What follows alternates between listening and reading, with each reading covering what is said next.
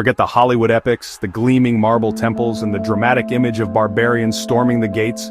The truth about the fall of the Roman Empire, it wasn't quick, it wasn't clean.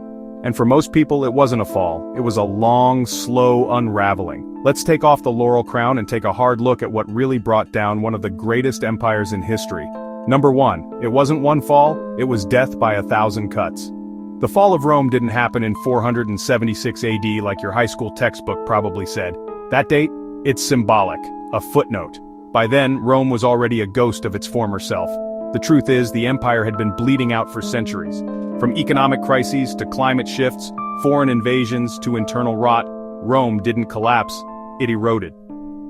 Number 2, the empire was too big to function.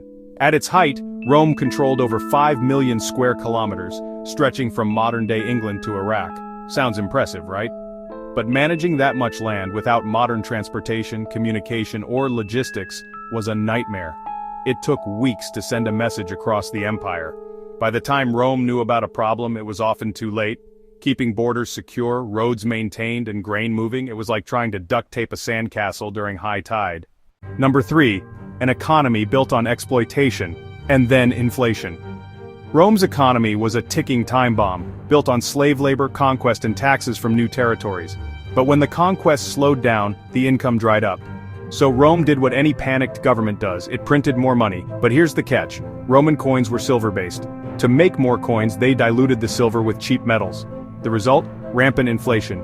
People stopped trusting currency, barter replaced commerce, the wealth gap widened, the elites threw lavish banquets while peasants starved. Sound familiar? Number 4, corruption and civil war were the norm. The Roman government wasn't just corrupt, it was unstable. Between 235 and 284 AD, Rome had over 20 emperors, and most were killed by their own soldiers. Power wasn't earned through law. It was bought, seized, or backstabbed into existence. Generals paid off their legions, marched on Rome, declared themselves emperor, and were often murdered within a year. The Roman people weren't being led. They were being tossed between warlords in purple robes. Number 5, the military was stretched and compromised. The Roman army used to be the gold standard. By the late empire, it was a patchwork mess.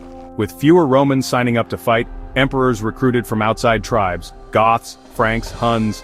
Many of them were loyal, until they weren't.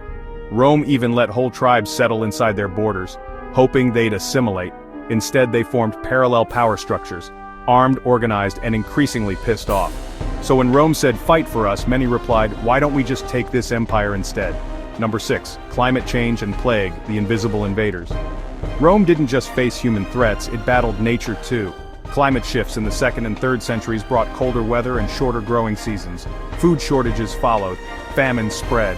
Then came disease. The Antonine Plague, likely smallpox, killed millions, including Emperor Marcus Aurelius. The Cyprian Plague decimated entire armies. With fewer taxpayers and soldiers, the empire buckled. It wasn't just barbarians at the gates, it was death in the air. Number 7, Christianity changed the game. When Constantine made Christianity the state religion, it changed everything.